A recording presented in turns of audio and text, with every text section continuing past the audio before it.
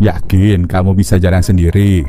Iya, Sulis bisa jalan sendiri kok, Pak. Sudah, Bapak pergi saja, tidak apa-apa. Di situ bapak ngangguk dan nganterin si kakek. Ya udah Sulis jalan kaki tuh ke rumah. Sampai rumah si Tante Yuni histeris waktu ngeliat Sulis. Kamu kemana aja dari tadi dicariin? Ya Sulis bingung kan kenapa emangnya? Bapakmu tuh kecelakaan, bapakmu meninggal. Om Anwar sama Udin udah ke rumah sakit itu ngurus jenazahnya. Sulis nggak percayalah barusan dia sama bapaknya. Tapi seketika itu juga dia tersadar kalau tadi pas dibonceng sama bapak, badannya bapak ini memang terasa dingin banget. Yang tadinya sih Sulis kira karena basah kehujanan ya. Akhirnya Sulis langsung ke rumah sakit tuh diantarin tetangga dan bener aja bapaknya telah meninggal. Jadi pas keadaan hujan deras tadi waktu Sulis lagi ngungsi di warung tuh, motornya bapak tuh tergelincir dan ketabrak truk sampai meninggal di tempat, tapi truknya kabur. Dimana berarti sosok bapak yang dilihat sama Sulis tadi ya udah almarhum. Dan kata-kata yang masih teringat sama Sulis hingga saat ini adalah pertanyaannya bapak, yakin kamu bisa jalan sendiri? Dan Sulis menjawab, iya Pak, Sulis bisa jalan sendiri, udah Bapak pergi aja.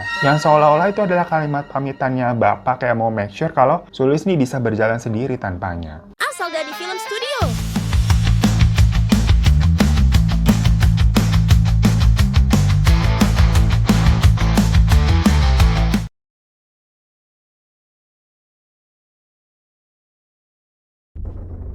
Kadang, Bapak Sulis suka kepo.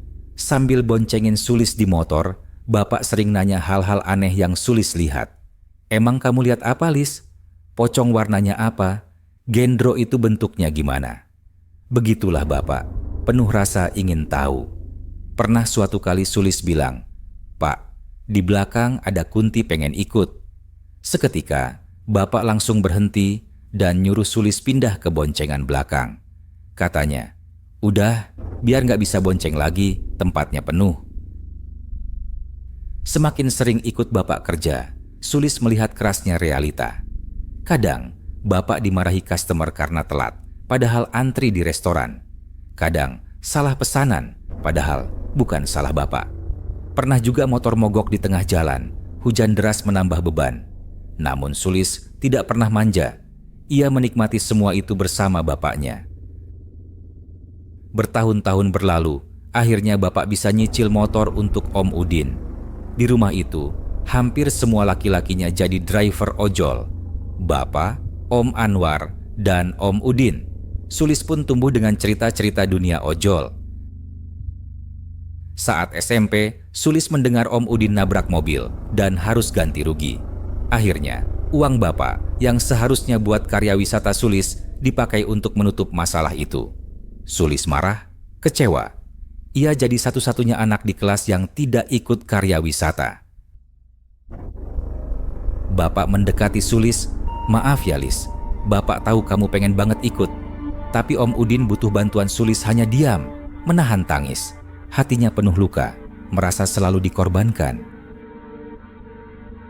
Suatu sore hujan deras, Sulis berteduh di toko kelontong.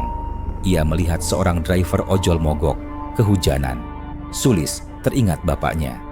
Dengan payung kecil, ia menolong bapak ojol itu. Mereka duduk di bawah kanopi. Bapak ojol itu menangis sambil cerita anaknya sakit dan motornya rusak. Saat mendengar cerita driver itu, Sulis tiba-tiba membayangkan bapaknya. Jangan-jangan bapak juga sering kayak gini, tapi nggak pernah cerita. Hatinya terasa perih. Saat pulang, Sulis melihat bapaknya sendiri lewat dengan motor basah kuyup tanpa jas hujan. Sulis menangis, marah kenapa bapak nggak jaga kesehatan. Tapi bapak hanya tertawa kecil, menyuruh Sulis naik motor. Sepanjang jalan, bapak batuk-batuk. Sulis menahan tangis, tapi tetap memeluk erat. Bapak berusaha menenangkan. Sabar ya Lis, semua ini demi kamu. Bapak berkata, maaf ya Lis, kamu jadi nggak bisa ikut karya wisata. Bapak ini mau nyenengin kamu kok susah banget ya. Sulis merasa bersalah. Mereka bertemu seorang kakek di jalan. Sulis memilih turun, biar bapaknya mengantar kakek itu. Sebelum pergi, bapak bertanya, yakin kamu bisa jalan sendiri? Sulis menjawab, iya Pak, Sulis bisa sendiri. Itu adalah kalimat terakhir mereka berdua. Sesampainya di rumah, Tante Yuni histeris. "Bapakmu kecelakaan, Lis. Bapakmu meninggal." Sulis tertegun, tubuhnya lemas, dunia seakan runtuh. Di meja ada helm dan jaket bapak yang masih basah. Sulis memeluknya erat, menangis sejadi-jadinya. Ia sadar, tubuh bapak yang tadi terasa dingin bukan hanya karena hujan. Itu adalah pertemuan terakhir. Di ponsel bapak, ada chat terakhir dengan customer. "Pak, cepat ya, saya lapar." Dibalas, "Siap, saya OTW." Setelah itu, tidak ada balasan lagi. Sulis akhirnya tinggal bersama keluarga besar. Om Anwar, Tante Yuni, dan Om Udin ikut merawatnya karena merasa berutang budi pada bapak. Setiap kali mendengar berita driver ojol meninggal saat bekerja, Sulis selalu teringat. Yang tak pernah ia lupakan, kata pamit terakhir bapak. "Yakin kamu bisa jalan sendiri?"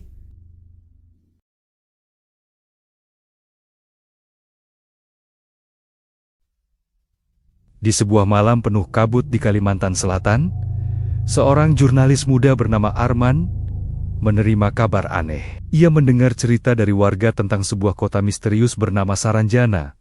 Kota yang megah, modern, namun tak pernah tercatat di peta. Rasa penasaran membawanya untuk menelusuri jejak cerita itu, tanpa tahu bahwa langkahnya akan menyeretnya ke jurang misteri.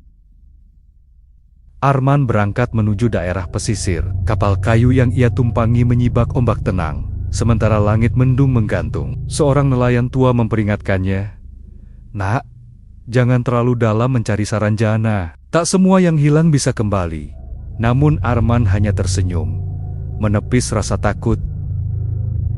Tiba di pesisir sunyi, Arman menemukan jalan setapak menuju hutan lebat. Hawa dingin menusuk. Suara burung malam berhenti mendadak. Di ujung jalan, ia melihat papan kayu tua bertuliskan samar, Saranjana. Seperti isyarat yang menuntunnya, papan itu bergetar seolah hidup.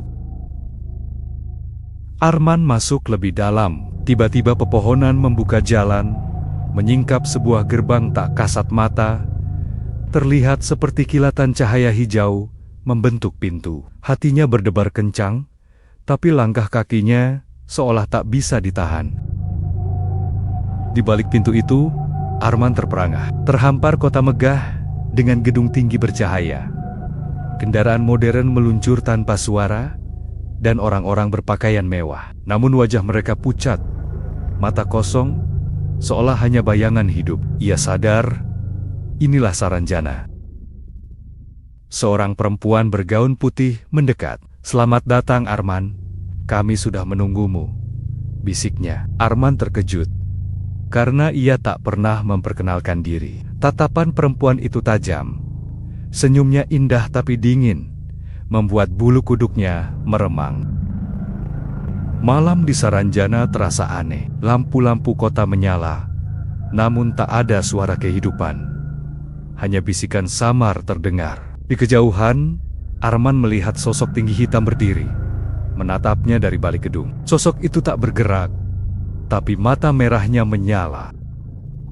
Arman menemukan sebuah perpustakaan kuno di tengah kota. Buku-buku tua menceritakan kisah orang-orang yang datang ke Saranjana, namun tak pernah kembali. Nama-nama mereka tertulis, lengkap dengan tanggal kedatangan, dan kini ia menemukan namanya sendiri di halaman terakhir. Arman panik. Ia mencoba keluar, namun setiap jalan kembali selalu berakhir di tempat yang sama. Perempuan bergaun putih kembali muncul, kali ini dengan mata hitam legam. "Tak ada jalan pulang. Kau milik kami sekarang." Suaranya bergema, membuat tanah bergetar.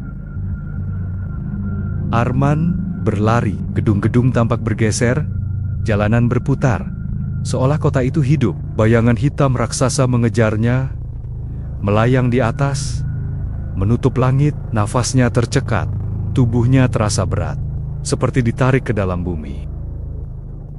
Tiba-tiba, kota Saranjana berubah wujud. Gedung-gedung retak, aspal terbuka. Dari tanah keluar tangan, tangan hitam yang mencoba meraih Arman. Semua warga kota kini berwajah sama, kosong, pucat, dan terus tersenyum. Mereka berbisik dalam satu suara, "Bergabunglah." Arman mendengar gema dari pikirannya sendiri. Satu-satunya jalan keluar adalah memilih. Ia melihat dua pintu, satu cahaya putih terang, satu lagi kegelapan pekat. Dengan nekat ia melompat ke arah cahaya, berharap itu adalah jalan keluar. Arman terbangun di pesisir pantai.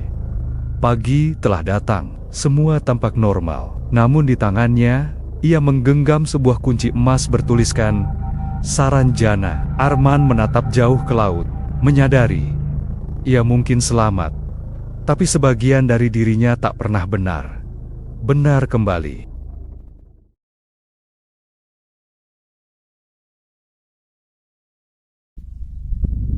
Malam itu, hujan turun deras membasahi atap tua rumah sakit Sukamukti, bangunan peninggalan zaman Belanda yang masih beroperasi di pinggiran kota. Cahaya lampu neon berkelap-kelip di koridor panjang, memantulkan bayangan yang bergerak sendiri. Dita, seorang perawat baru, ditugaskan shift malam pertamanya. Tapi sejak melangkah masuk, dia merasakan hawa dingin menusuk tulang dan suara seperti langkah kaki yang tak pernah berhenti di belakangnya. Saat Dita memeriksa daftar pasien, dia menemukan satu nama aneh. Pasien ruang 313, tidak diketahui. Dokter jaga mengatakan ruang itu sudah kosong bertahun-tahun. Tapi malam itu, Dita mendengar bunyi monitor jantung berbunyi pelan dari dalam ruangan itu. Degup yang lemah, seolah dari seseorang yang masih bernafas. Saat ia membuka pintu, ruangan itu kosong. Hanya ada ranjang dengan bekas lekukan tubuh dan bau obat yang sangat menyengat. Penasaran, Dita mencari berkas pasien lama. Dia menemukan catatan medis bertuliskan ruang 313, pasien wanita tanpa identitas, meninggal tahun 1989 karena overdosis morfin. Namun catatan itu tiba-tiba terhapus sendiri. Tinta menghilang di depan matanya.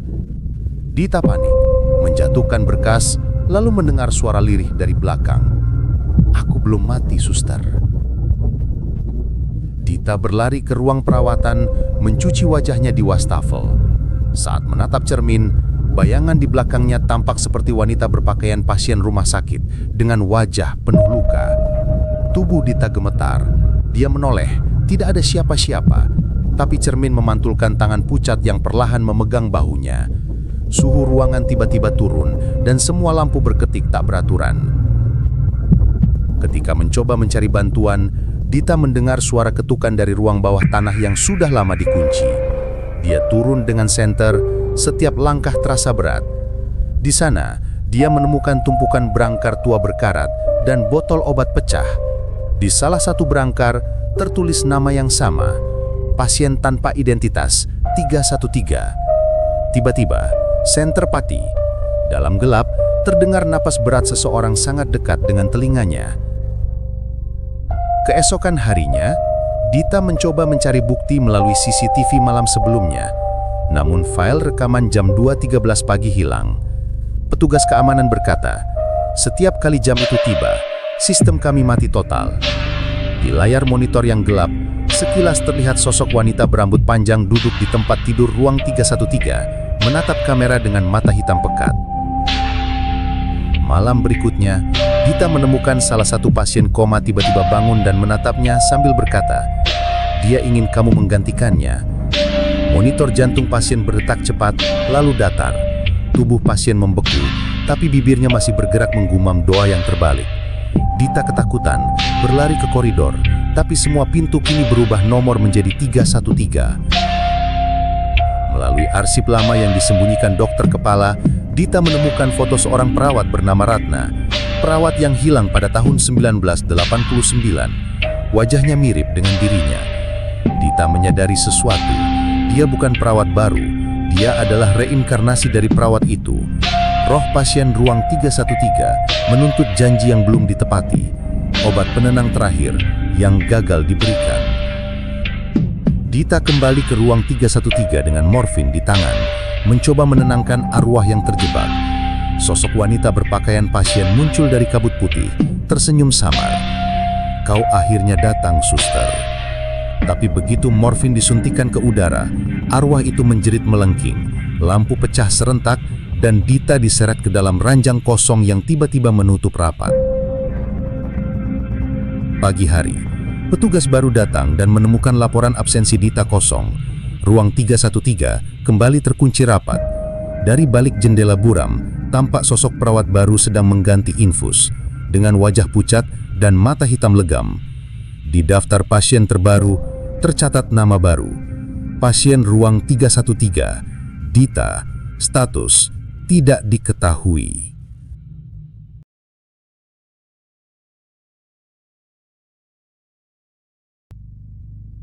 Di rumah sakit tua pinggir kota, malam begitu sunyi. Petugas jaga bernama Raka, para medis muda yang baru 2 bulan bekerja, menerima panggilan dari pusat kontrol. Ambulans 404 segera ke Jalan Karet nomor 13, kecelakaan tunggal. Raka mengangguk cepat, menyalakan mesin ambulans. Namun saat ia menatap layar GPS, alamat itu tak muncul di peta. Hanya titik merah tanpa nama jalan. Ia mengira sistem error dan tetap berangkat. Sirine meraung menembus kabut. Jalan yang ditunjukkan GPS semakin sepi dan asing. Lampu kota memudar. Raka dan sopir, Pak Darto, saling pandang. "Kau yakin ini jalannya?" Raka menjawab pelan. "GPS bilang ini benar." Tiba-tiba, kabut menipis, memperlihatkan jalan kecil beraspal retak, dikelilingi pepohonan hitam. Di ujung jalan, berdiri rumah besar tua tanpa cahaya. Ambulans berhenti, pintu rumah terbuka sedikit. Raka turun, mengetuk, tak ada jawaban. Ia masuk perlahan dengan senter. Di ruang tamu, ada kursi roda kosong dan di lantai, foto keluarga berbingkai retak. Dalam foto, Raka melihat wajah seorang gadis kecil, tapi aneh. Gadis itu memandangi kamera dengan mata kosong, sama seperti ia menatap dari balik tangga malam itu. "Pak Darto, sini!" Dari lorong, suara samar memanggil. "Tolong, saya..." Raka berlari dan menemukan seorang pria tergeletak, berdarah. Namun wajahnya buram, seperti kabut menutupi. Raka memanggil tim lewat radio. Tak ada jawaban, hanya desis aneh di speaker. Ambulans 404 tidak terdaftar. Raka memutuskan membawa korban ke ambulans. Saat melewati pintu belakang, ia melihat papan kayu bertuliskan "Jangan keluar sebelum pukul 00.04". Ia mengabaikannya. Saat jam di pergelangan tangannya menunjukkan 00.03, angin bertiup keras dan pintu ambulans menutup sendiri. Korban di brankar mengerang pelan, lalu tertawa. Pak Darto mencoba menyalakan ambulans tapi mesin menyala tanpa disentuh. Lampu dalam kabin berkedip cepat. Di kaca spion, sosok putih berdiri di belakang ambulans. Raka berbalik, tak ada siapa-siapa. Radio tiba-tiba hidup. Ambulans 404, laporan hilang kontak sejak 1998. Ambulans melaju sendiri, semakin cepat, seolah dikendalikan sesuatu. Raka mencoba menarik rem, tak berfungsi. Suara tertawa dan tangisan anak-anak memenuhi kabin. Di monitor jantung pasien, garis lurus berubah menjadi tulisan digital merah. "Kembalikan aku ke jalan yang hilang." Tiba-tiba semua lampu padam. Saat menyala lagi, Raka melihat pemandangan luar berubah. Mobil melewati jalan lawas dengan papan bertuliskan 1998. Raka menatap kaca spion dan melihat dirinya sendiri di kursi belakang, mengenakan seragam yang berbeda, seragam lama dengan emblem Ambulans 404. Radio hidup lagi, suara serak terdengar. "Raka, kau tak seharusnya kembali." Ia gemetar, suara itu, suaranya sendiri. Tiba-tiba pasien di brankar duduk tegak, wajahnya masih kabur, tetapi dari suara yang keluar, Raka tahu, itu suara dirinya sendiri juga. ambulans kehilangan kendali.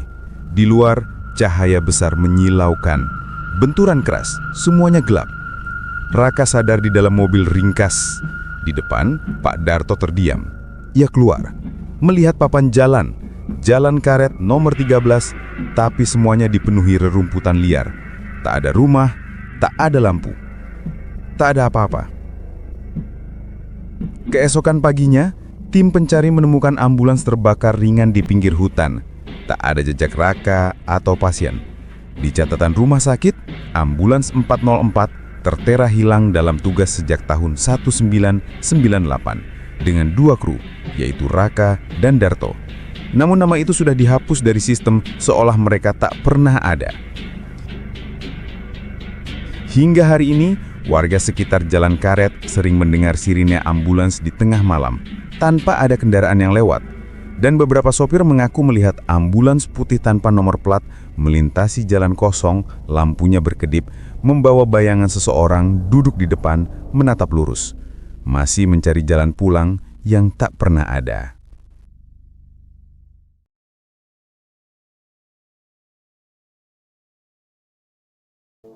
Pernah nggak kamu tiba-tiba ngerasa hati kamu menolak satu tempat?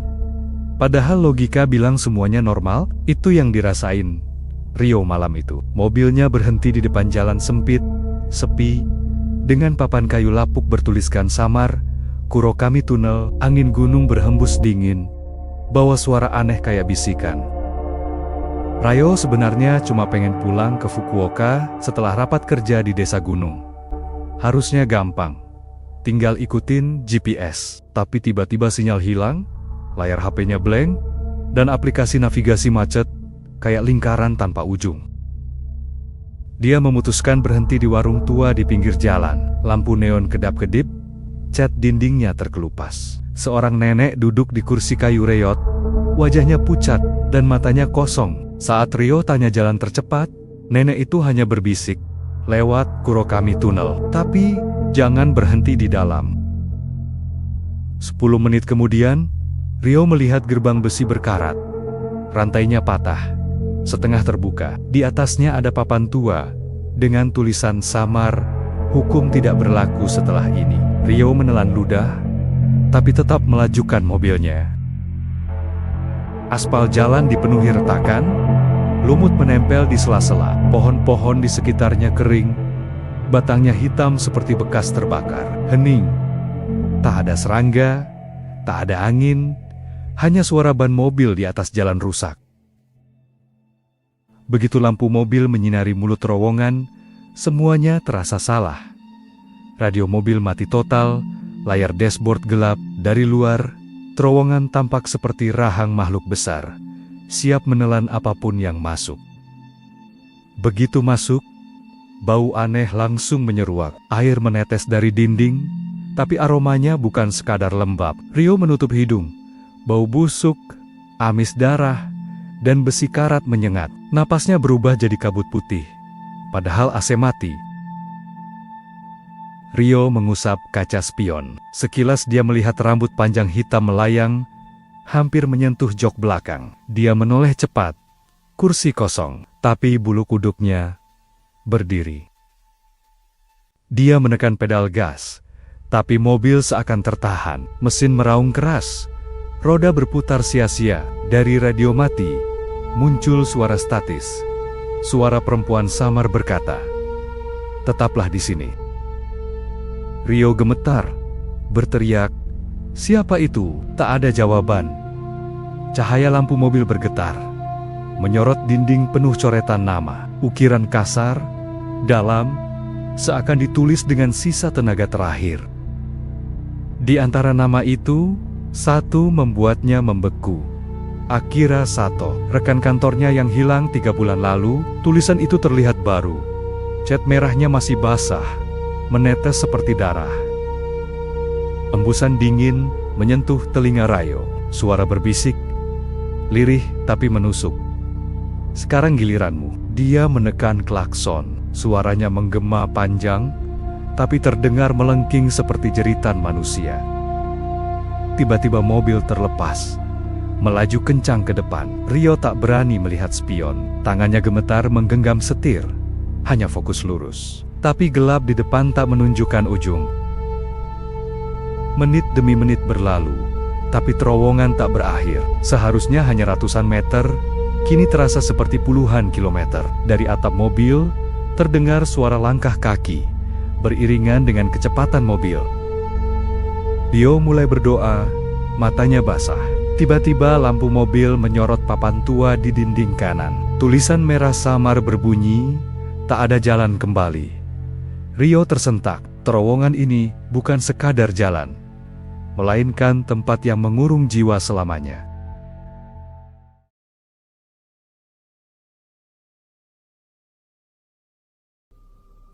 Mika Tanabe, seorang mahasiswi berusia 21 tahun, selalu terpikat dengan kisah rakyat Jepang kuno. Suatu hari, ia menemukan catatan usang tentang kuil Shirakuro, tempat pertunjukan bayangan rahasia untuk menenangkan roh anak yang tersesat. Legenda itu menyebutkan, siapapun yang berani mengintip akan membawa penonton gaib ikut bersamanya. Penasaran yang membara menuntunnya pergi ke desa terpencil yang sudah lama dijauhi orang. Mika tiba saat senja mulai menelan cahaya. Di hadapannya, gerbang kayu desa berdiri lapuk. Retakan membentuk pola seperti wajah murung. Angin yang bertiup membawa suara aneh, seperti bisikan samar dari balik pepohonan. Tak ada satupun penduduk terlihat, seolah desa itu sudah mati. Jalan menuju kuil terasa semakin panjang. Lentera batu tua berjejer di kiri kanan, tertutup lumut basah. Pohon cedar menjulang, bayangannya makin memanjang, seperti tangan raksasa yang hendak meraih Mika. Ia menelan ludah, tapi rasa takut tidak membuat kakinya berhenti. Di hadapannya kini berdiri kuil Shirakuro. Kayunya lapuk, atapnya penuh lubang hitam. Lantai halaman dipenuhi daun gugur yang membusuk. Namun di sudut halaman, sebuah bangunan kecil menarik perhatiannya. Teater bayangan. Pintunya terkunci rapat dengan kertas segel kuno yang hampir hancur dimakan waktu. Rasa penasaran lebih kuat dari akal sehat. Mika menemukan celah kecil di dinding teater. Cukup untuk sepasang mata. Ia mengintip, hanya terlihat panggung kosong dengan layar putih pudar. Tidak ada apa-apa. Hanya hening. Terlalu hening. Saat ia berbalik, sesuatu membuat darahnya membeku. Bayangannya sendiri di tanah berdiri, tegak melambaikan tangan, sementara tubuhnya sama sekali tidak bergerak. Malam itu di penginapan Ryokan, Mika mencoba menulis catatan. Cahaya lampu meja membuat bayangan berdenyut di dinding, seperti jantung berdetak. Lalu tiba siluet kurus mirip boneka wayang, melintas cepat di balik pintu kertas shoji. Dengan gemetar, Mika menuju kamar mandi. Di cermin, pantulannya terlihat normal. Namun di dinding belakang, bayangannya berubah. Jari memanjang seperti cakar, perlahan merayap naik. Pagi harinya, Mika bercerita pada pemilik Ryokan, seorang wanita tua. Wajah nenek itu pucat pasi. Dengan suara bergetar ia berkata, "Kau telah membuka pintu. Penonton itu kini menuntut pertunjukanmu." Malam kedua, Mika mencoba kabur. Ia berlari di jalan desa, tapi setiap lampu jalan yang dilewatinya padam satu persatu, menelannya ke dalam kegelapan pekat. Tiba-tiba bayangannya sendiri menyeret kakinya, memaksa tubuhnya berjalan kembali ke arah kuil. Seperti ada tali tak kasat mata yang menarik dari tanah. Akhirnya, ia kembali ke halaman kuil. Segel kertas di pintu teater hancur, pintunya terbuka. Dari dalam, layar putih bercahaya redup, seperti menunggu dimulainya pertunjukan. Di depan layar berdiri sosok tinggi kurus, tubuhnya seluruhnya terbuat dari bayangan pekat. Matanya putih menyala, menatap Mika tanpa berkedip. Mika akhirnya sadar. Ia bukan dikejar iblis, melainkan penonton marah yang menuntut pertunjukan. Dengan gemetar, ia membungkuk dalam-dalam ke arah layar, memohon maaf telah mengganggu. Fajar tiba. Mika berlari meninggalkan kuil, tak pernah menoleh ke belakang. Namun di dalam teater, dari balik layar putih, puluhan siluet anak duduk diam. Mereka menatap pintu yang baru saja ditinggalkan Mika. Penonton abadi, menunggu pertunjukan berikutnya.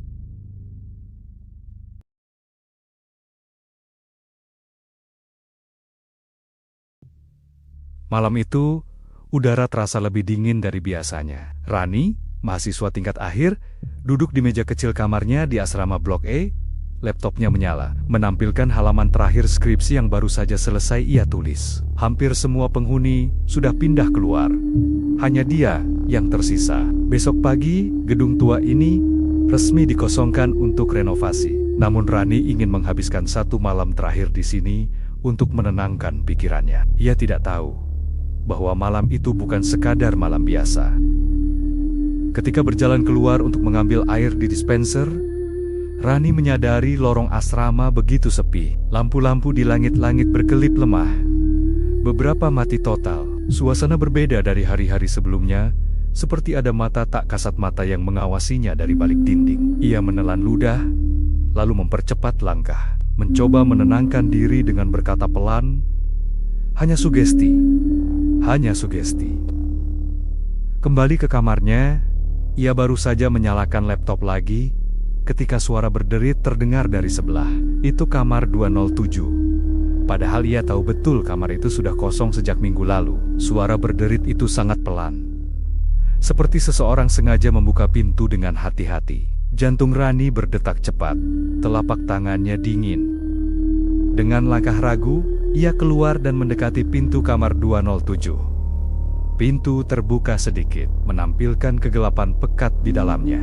Dari dalam terdengar bisikan samar, begitu lemah, namun jelas menyebut namanya. Rani.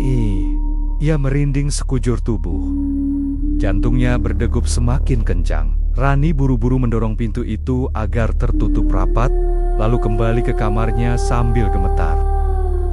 Sesampai di kamar, ia menutup pintu rapat-rapat. Namun saat ia menoleh ke jendela, kaca memperlihatkan sesuatu yang tak masuk akal. Ada bayangan sosok perempuan pucat berdiri tepat di belakangnya.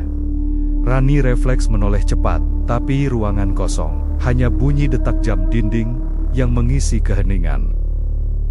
Rani mengambil ponselnya dan memutar musik untuk menenangkan diri. Tapi seketika, suara musik berubah menjadi rekaman tangisan perempuan yang melengking menyayat telinga. Suaranya begitu nyata, seperti berasal dari dalam kamar. Rani menjerit kecil, menjatuhkan ponselnya ke lantai. Lampu kamar tiba-tiba padam. Gelap total menyelimuti ruangan.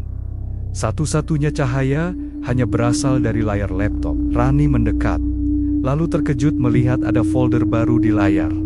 Namanya hanya angka 207. Ia tidak pernah membuat folder itu. Tangannya gemetar saat memindahkan kursor. Begitu folder dibuka, foto-foto dirinya terpampang jelas. Foto itu diambil dari berbagai sudut kamar, termasuk saat ia sedang tidur.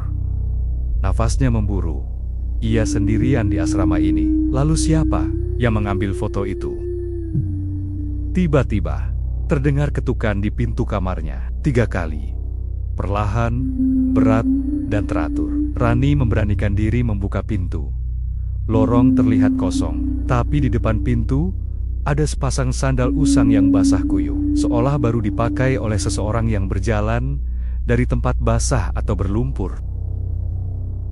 Rani mundur perlahan, lalu matanya terpaku pada cermin kecil di kamarnya. Di sana, terlihat jelas sosok perempuan berambut panjang menutupi wajah, memakai seragam sekolah lusuh, berdiri tepat di belakangnya. Namun saat Rani menoleh, sosok itu lenyap. Hanya udara dingin menusuk yang tertinggal. Dengan panik, Rani mencoba membuka pintu kamarnya lagi. Namun kali ini, pintu terkunci rapat. Meski ia sudah memutar knop berkali-kali, ia menjerit sambil menghantam pintu. Tapi sia-sia. Dari celah bawah pintu, mengalir cairan merah pekat seperti darah, menetes ke lantai. Bau anyir menusuk hidung. Rani terduduk ketakutan. Air matanya jatuh tanpa ia sadari. Laptopnya tiba menyala kembali. Kali ini menampilkan rekaman CCTV lorong asrama. Dan di layar itu, terlihat sosok Rani berjalan mondar, mandir sendirian di lorong. Padahal ia jelas masih duduk di kamar, menatap layar. Suara langkah berat terdengar mendekat di lorong. Lantai kayu berderit setiap kali langkah itu semakin dekat ke pintunya. Rani berlari bersembunyi di bawah meja, menahan napas. Dari celah meja, ia melihat sepasang kaki pucat penuh lumpur, berhenti tepat di depannya. Kaki itu diam beberapa detik. Lalu perlahan, kepala sosok itu menunduk ke bawah, mencoba melihat ke arahnya. Lampu ruangan mendadak menyala terang, sosok itu menghilang.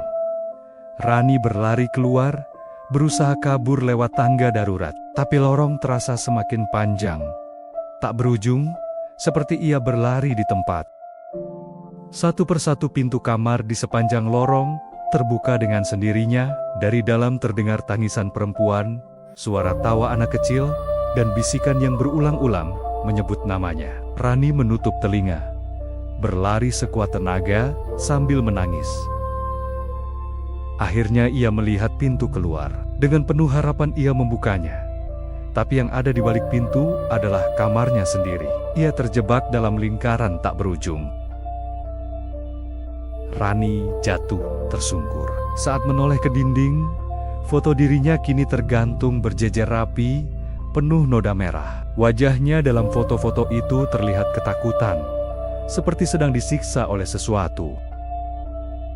Keesokan paginya, petugas menemukan kamar 207 terbuka. Di dalamnya ada laptop menyala, dengan folder berisi ratusan foto Rani, namun tidak ada tanda-tanda keberadaannya. Sejak saat itu, setiap malam, penghuni baru asrama sering mendengar bisikan halus, memanggil nama yang sama, Rani.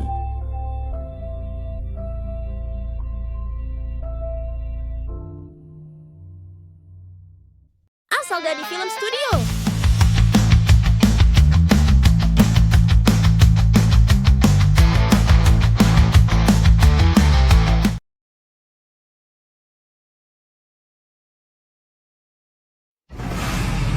Malam itu, langit gelap tanpa bintang.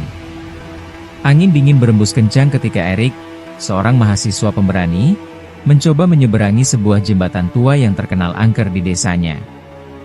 Konon, jembatan itu menelan siapapun yang berjalan sendirian melewatinya setelah tengah malam. Erik menyalakan senter kecilnya.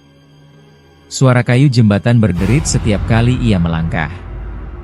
Suasana begitu sunyi, hanya terdengar suara air sungai di bawah yang mengalir deras, seakan menyimpan jeritan-jeritan yang tak terdengar.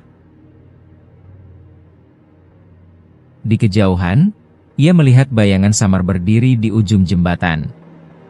Tubuhnya tinggi, wajahnya samar, seperti tertutup kabut tipis. Erik berhenti, bulu kuduknya berdiri. Tiba-tiba terdengar suara perempuan berbisik, "Jangan teruskan," tapi Erik tidak melihat siapapun. Senter di tangannya berkedip-kedip, seakan hendak padam. Ketika ia melangkah lagi, tiba-tiba muncul bekas tapak kaki basah di papan jembatan, berjalan mendahuluinya. Padahal tidak ada siapapun di sana.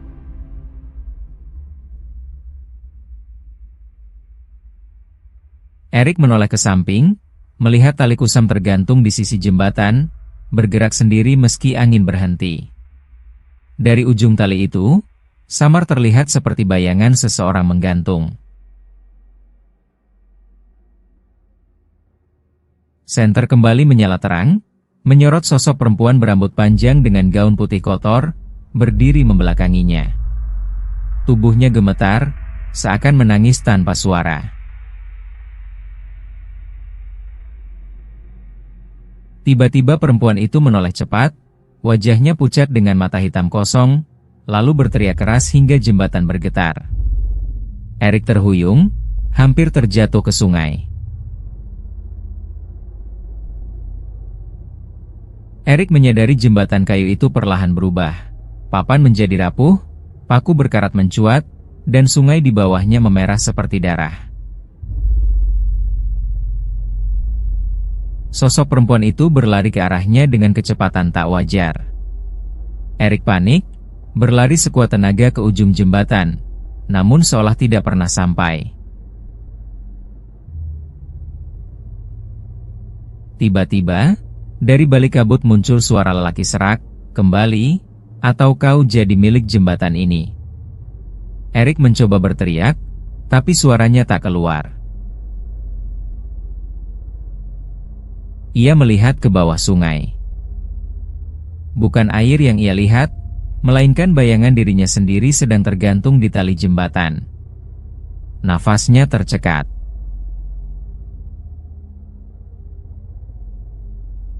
Dari kabut, muncul tangan-tangan hitam panjang mencoba meraih kakinya. Erik menendang, berusaha melepaskan diri, tapi jembatan mulai runtuh perlahan. Di ujung jembatan, muncul sebuah pintu kayu kuno yang bercahaya redup. Erik berlari ke arahnya, berharap itu jalan keluar, tapi pintu itu semakin menjauh setiap kali ia mendekat. Tiba-tiba semua hening. Erik berdiri tepat di tengah jembatan. Sosok perempuan berdiri di depannya lagi, tersenyum aneh. "Sekarang, kau bagian dari kami." Senter Erik padam. Gelap total. Tak pernah ada yang melihat Erik lagi setelah malam itu.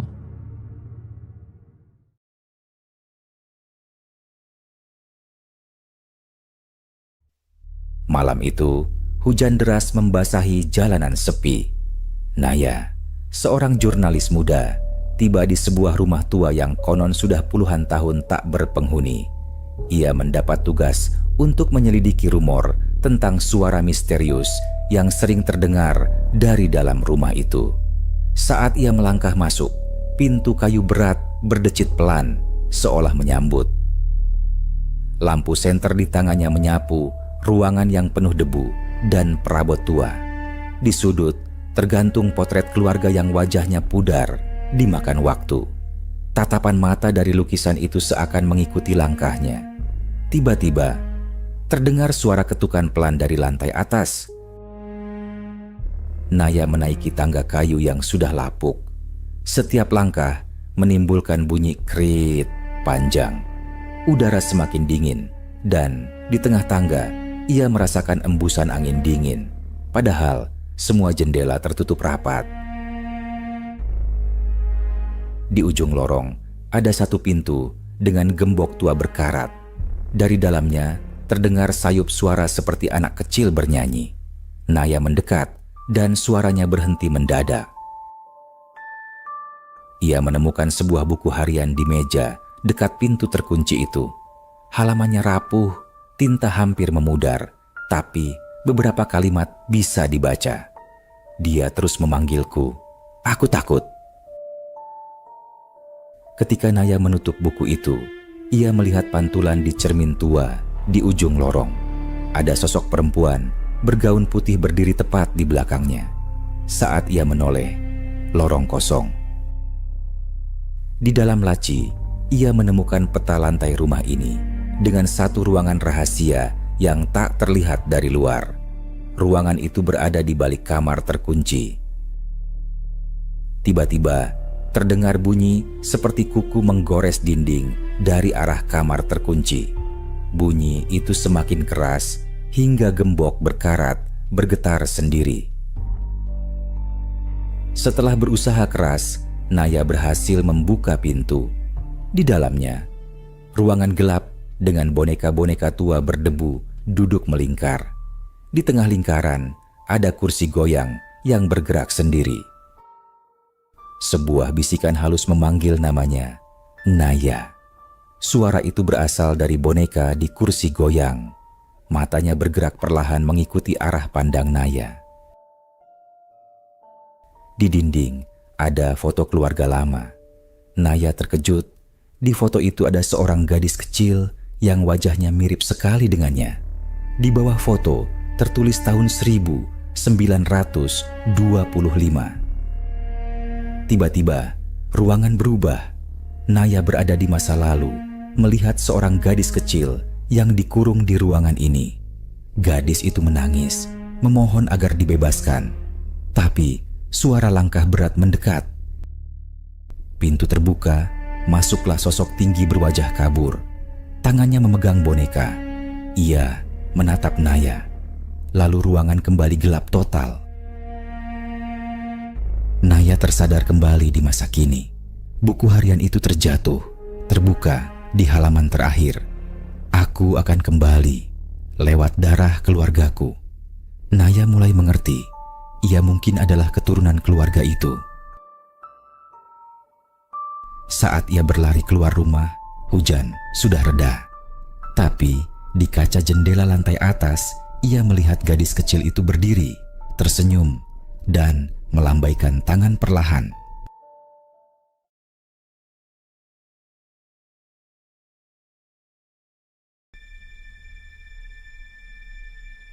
Sore itu, Dini tiba di kontrakan 3 pintu di pinggiran kota. Udara lembab menyambutnya, sementara ket dinding rumah itu sudah mengelupas. 2 pintu lain terkunci rapat dan dipenuhi sarang laba-laba. Ia tersenyum lega karena menemukan harga murah, tanpa menyadari bahwa tak ada seorang pun yang berani tinggal di sana. Saat malam tiba, Dini berbaring di kasur tipis. Bohlam di kamar berkedip-kedip, seakan-akan padam. Angin dingin menembus celah jendela, membuat bulu kuduknya merinding. Di luar kamar, suara kayu berderi terdengar berulang kali, seperti ada yang berjalan di lorong. Sekitar tengah malam, Dini terbangun karena mendengar suara langkah pelan di lorong. Jantungnya berdegup cepat. Ia membuka pintu kamar perlahan, dan lorong itu terlihat kosong. Namun bayangan panjang seperti seseorang sempat melintas di ujung lorong. Keesokan malam, Dini mencuci muka di kamar mandi. Ia menatap cermin retak yang menggantung di dinding lembab. Sekilas ia melihat sosok perempuan berambut panjang berdiri di belakangnya. Tapi saat menoleh, kamar mandi tetap kosong. Siang harinya, seorang ibu tua tetangga mendatangi Dini. Dengan wajah penuh kekhawatiran, ia berkata, "Nak, jangan lama-lama di kontrakan itu. 2 pintu lain sudah lama kosong karena penghuninya tidak pernah keluar dengan selamat." Dini hanya terdiam, menahan rasa takut. Malam berikutnya, bau busuk menusuk hidung Dini. Ia mencari sumbernya dan menemukan bercak hitam pekat di lantai kayu dekat tempat tidurnya. Warnanya seperti darah yang sudah lama mengering. Saat menutup jendela kayu, Dini membeku. Di luar pagar, sosok perempuan pucat bergaun putih berdiri kaku. Wajahnya tak jelas, matanya gelap menatap lurus ke arahnya. Pukul 2 pagi, jeritan panjang seorang perempuan terdengar dari lorong. Dini keluar kamar dengan gemetar, lorong itu kosong, hanya suara angin dan pintu yang berderit. Di bawah ranjang, Dini menemukan sebuah buku harian lusuh. Isinya bercerita tentang seorang gadis penghuni lama yang selalu diganggu sosok perempuan, hingga akhirnya ditemukan meninggal dengan misterius. Untuk pertama kalinya, sosok itu muncul jelas di kamar. Rambut panjang kusut, gaun putih kotor, wajah rusak penuh luka, matanya hitam kosong. Ia berdiri hanya beberapa langkah dari Dini yang gemetar ketakutan. Dini mencoba kabur, tapi pintu kamar tidak bisa dibuka. Gagang pintu bergetar keras, seakan ada yang menahannya dari luar. Suara ketukan keras mulai terdengar, membuat tubuhnya gemetar. Tiba-tiba, suara berderi terdengar dari atas. Dini mendongak dan melihat sosok itu merayap di langit-langit dengan gerakan patah-patah yang tidak manusiawi. Matanya menatap tajam ke arah Dini. Saat bersembunyi, Dini menemukan lantai ruang tengah yang berlubang. Di bawahnya ada bekas ritual, lilin hitam, kain kafan kecil, dan simbol aneh penuh bercak darah. Ia mulai sadar, Rumah ini pernah digunakan untuk memanggil roh. Lampu mendadak padam. Dari semua arah terdengar ketukan pintu, suara langkah cepat, dan bisikan aneh. Dini berteriak histeris ketika sosok itu muncul tepat di depannya dengan wajah mengerikan. Pagi harinya, kontrakan kembali sepi. Tetangga menemukan pintu terbuka, barang-barang Dini masih ada, tapi dirinya hilang tanpa jejak. Hanya buku harian berlumur darah yang tergeletak di lantai ruang tengah.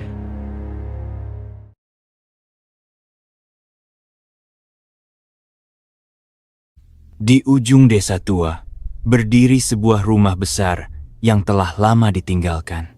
Rumor mengatakan, rumah itu berbeda dari rumah lain. Tidak ada suara yang pernah terdengar darinya. Tidak ada derit kayu, tidak ada suara angin. Bahkan hewan pun enggan mendekat. Dari luar, rumah itu tampak membeku dalam waktu sepi, dingin, dan misterius. Pintu kayu rumah itu terbuka sedikit, seolah mengundang. Namun, tidak ada suara engsel berkarat. Tidak ada suara apapun, hanya kabut tipis yang masuk lewat celah pintu. Di baliknya, gelap pekat menunggu. Heningnya begitu menusuk, membuat dada terasa sesak. Begitu masuk, ruang tamu dipenuhi debu tebal. Furnitur tua tertutup kain putih, kusam dan diam. Sarang laba-laba menggantung di setiap sudut. Di tengah meja makan, sebuah lilin masih menyala. Api itu berkedip pelan, tapi anehnya, tidak ada suara api. Tidak ada suara apapun. Dekat meja makan, sebuah gelas berisi air penuh. Air itu diam, tidak bergetar, seolah menolak hukum alam. Api lilin pun menyala, tanpa suara, tanpa bayangan. Pemandangan yang tenang, namun membuat bulu kuduk berdiri. Keheningan bukanlah ketenangan, ini adalah paksaan. Di lorong panjang, sebuah jam dinding tua berdiri. Jarumnya berhenti tepat di pukul 12. Tidak ada suara detik, tidak ada suara kayu berderit. Hanya diam yang menekan telinga. Waktu terasa tidak berjalan di dalam rumah ini. Sebuah rak buku tua berdiri, berlapis debu tebal. Di atasnya, ada satu buku yang terbuka di tengah halaman. Kertasnya seolah terjebak, tidak bergerak meski udara dingin menusuk. Halaman itu seperti menunggu seseorang untuk membacanya, tapi tetap diam, menolak terbuka lebih jauh.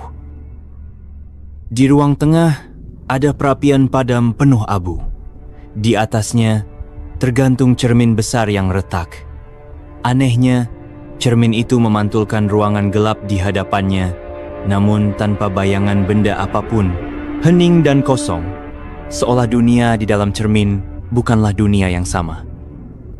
Di sudut rumah, sebuah pintu kayu lapuk terbuka ke bawah. Tangga kayu menurun ke ruang bawah tanah. Dari dalam, terlihat cahaya samar lampu minyak. Setiap anak tangga tampak rapuh, tapi tidak ada suara ketika diinjak. Turun ke bawah berarti turun ke diam yang lebih dalam. Lorong bawah tanah terbentang panjang. Dinding batu basah, lembab, dipenuhi ukiran aneh. Simbol-simbol itu menggambarkan telinga, mulut, dan garis silang melintasinya. Seolah ada sesuatu di sini yang tidak boleh didengar, tidak boleh diucapkan. Suasana semakin berat, menekan, membungkam. Dekat dinding, simbol-simbol itu semakin jelas. Garis silang besar melintasi ukiran mulut dan telinga, seolah melarang suara apapun untuk ada di tempat ini. Batu basah mengeluarkan tetesan air, tapi tidak ada suara tetesan. Semua tetap hening. Di ujung lorong, terdapat sebuah ruangan. Kosong, kecuali satu kursi kayu tua. Kursi itu menghadap sebuah cermin besar yang retak. Di ruangan itu, lilin-lilin menyala samar, tapi apinya tidak bergerak. Semua diam, beku, seperti menunggu sesuatu untuk kembali. Tiba-tiba, permukaan cermin retak dipenuhi kabut dingin. Dari kabut itu, muncul tulisan samar, "Diamlah selamanya." Seketika semua lilin padam, menyisakan kegelapan mutlak. Tidak ada suara, Tidak ada cahaya, hanya keheningan abadi. Rumah itu tetap menunggu, membungkam siapa saja yang masuk.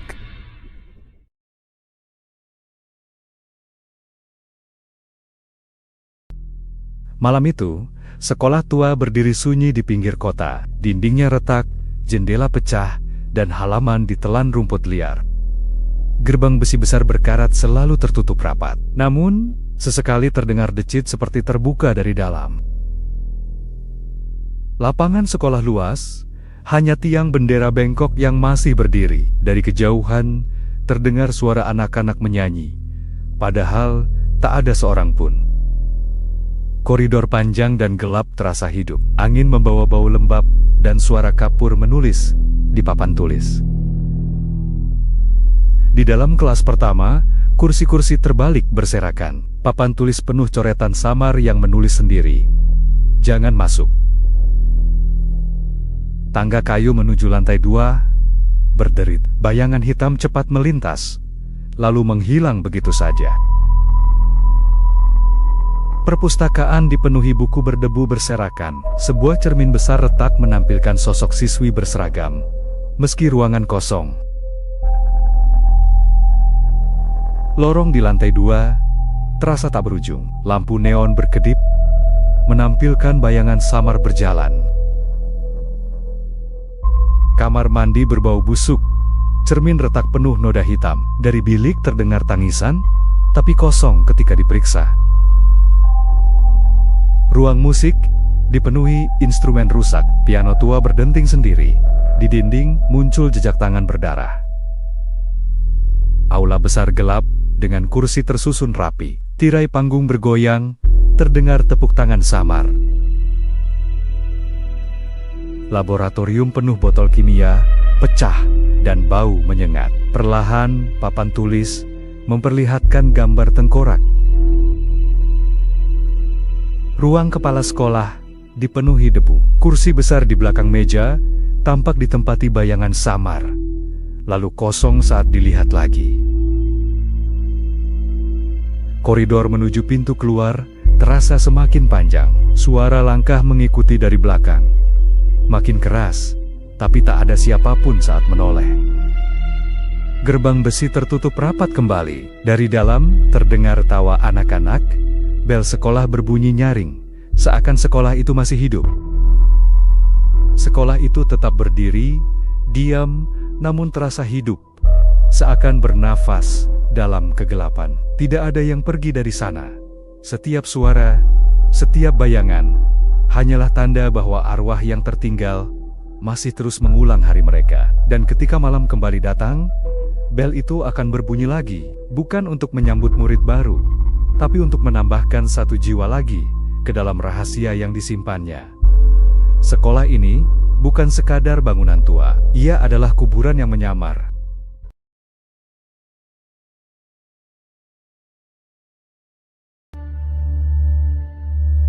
Hujan deras mengguyur malam itu.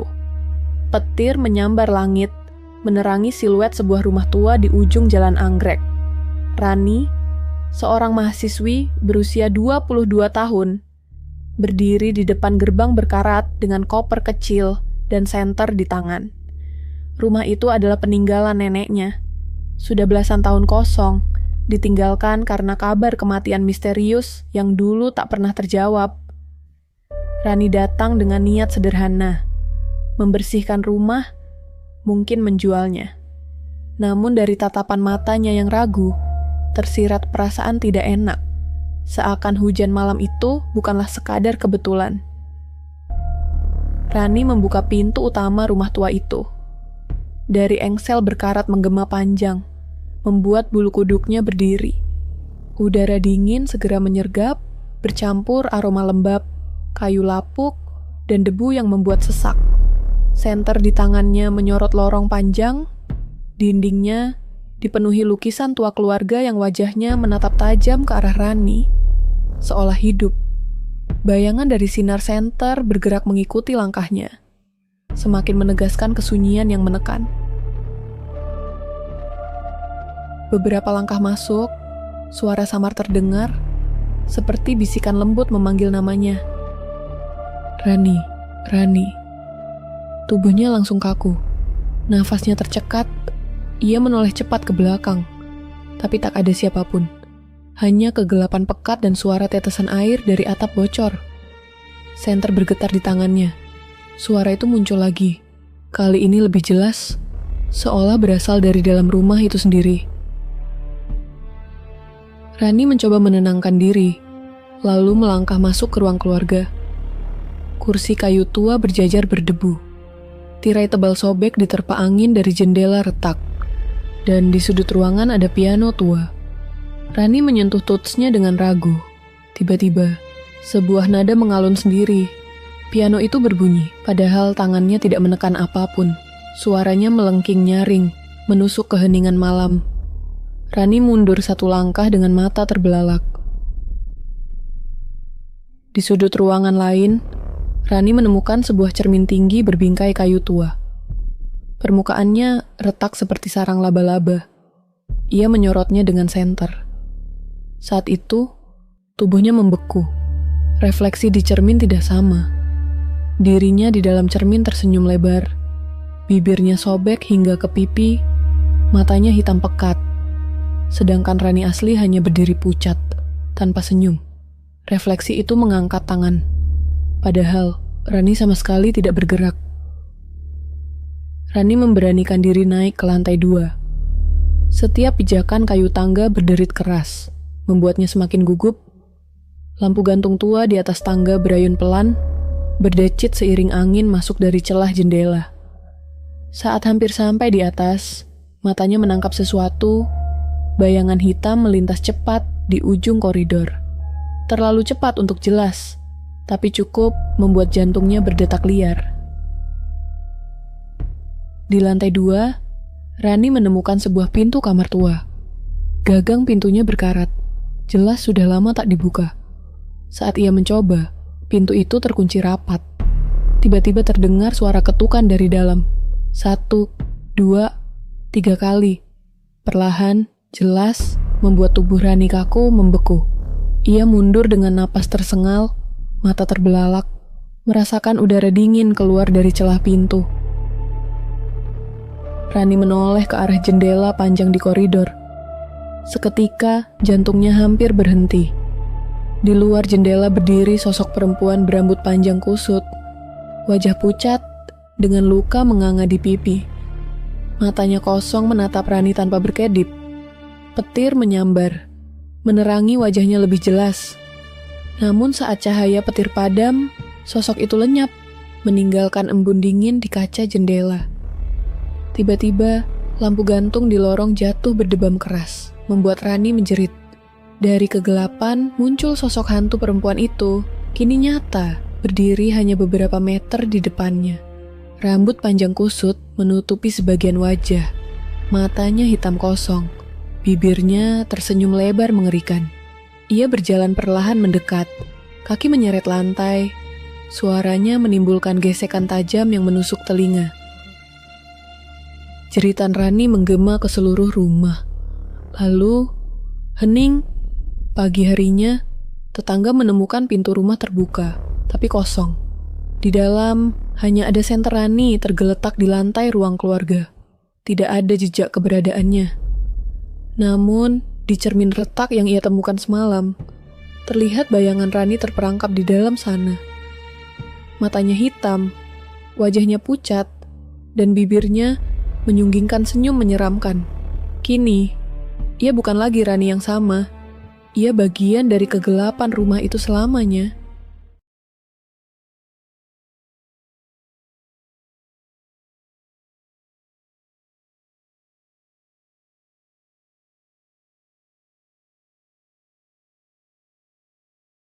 Asal dari film studio.